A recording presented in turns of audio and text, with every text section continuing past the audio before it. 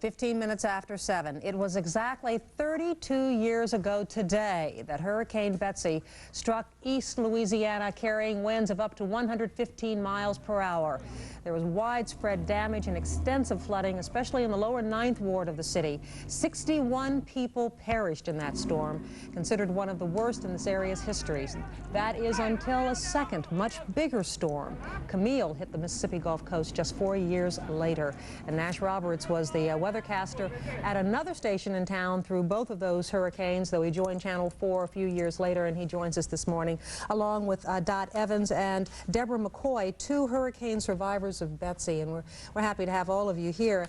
Nash, people know you as the man that we can trust in a storm, and when there is a storm out there in the Gulf, you must feel a tremendous amount of pressure to get that word out to people. There's no question about the pressure. That a lot of people think that I enjoy hurricanes. I don't. I'd be happy if they never had another one, and I'd never have to do another hurricane show. But there is a lot of pressure, both for the general public and for my weather clients. You know, I forecast for as a consultant for offshore oil companies and people like that. Take us back 32 years ago today. What are your memories of that time? Well, at the time, my office was in the old St. Charles Hotel, which is Place St. Charles, now in the 200 block of St. Charles Avenue. And we were on the ground floor, and we had the office rigged with a camera, in fact a couple of cameras, and all of the things necessary to broadcast, just as we do here, directly from the office, from my office.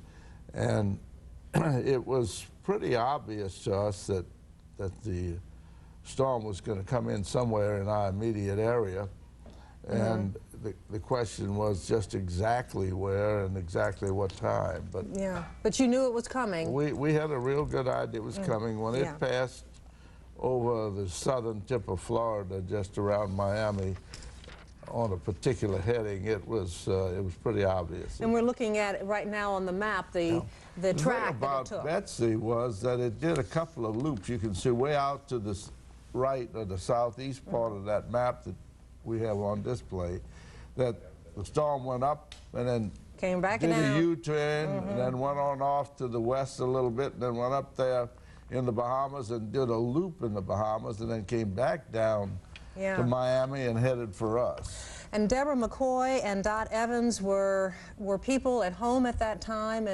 and you were survivors of that storm. Yes. What was your situation back then? I recall I wasn't so informed of hurricanes, and I guess my parents fell into the same situation as perhaps their parents did, where my dad boarded up the house, etc. And I recall it was not a real overcast day, the day that Hurricane Betsy struck, as I remember. Yeah.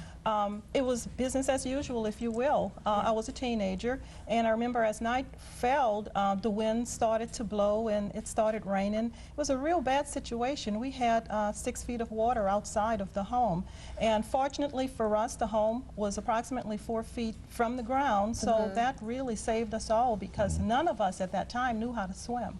And tell us about what happened for you, Ms. McCoy. Well, my parents lived over on the other side of Elijah Field, and they lived in a duplex, and I can remember we lived on the lower level, and I can remember that we had to evacuate to the upper portion of the home, and we had water up to the 2nd step in the duplex. And it was absolutely terrifying for those people who lived through it. And I remember Camille. We had just moved to the Mississippi Gulf Coast when Camille hit, and of course there were people in southern Louisiana that were affected by the storm, as the Mississippi Gulf Coast. And I remembered as well, the day started out normally. The sun was up that morning. I had no idea. It makes you wonder what people did before weathercasters like Nash Roberts, when there was absolutely no clue to the average person that this was coming. It's surprising how well they did. Well, when I first started in 1946, when I came back here from the Navy, I had little or nothing to forecast with. We didn't have radar then. We in the beginnings, the early beginnings of using aircraft reconnaissance, and we didn't have any satellites.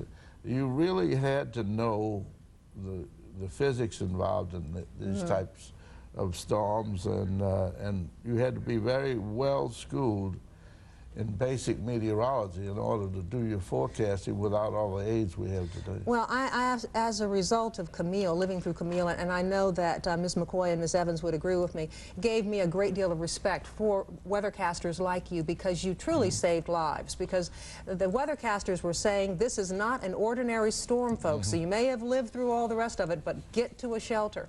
And because of you and others like you, many lives were saved. Well, we were fortunate in, if you can be fortunate with something like Camille, in that it was pretty obvious to us that when, in my office, when it left the Yucatan Channel area, that it just, the guidance and the steering was right to us, and just a matter of how intense it was going to be and when it got there, and it even arrived exactly on time. We figured 11 p.m. that evening. And we woke up to devastation the next morning when we woke up in the shelter. Nash Roberts, we're out of time, and Deborah McCoy and Dot Evans, thank you for being here. I understand you work for the Red Cross now, so you're helping others. Thank you all for being here. Right now it's 7:21, and time now to check in with traffic with Scott Stevens. Scott? Good morning. Thanks, Sally. At the high-rise, we have heavy delays now between Reed and Crowder coming in from the east.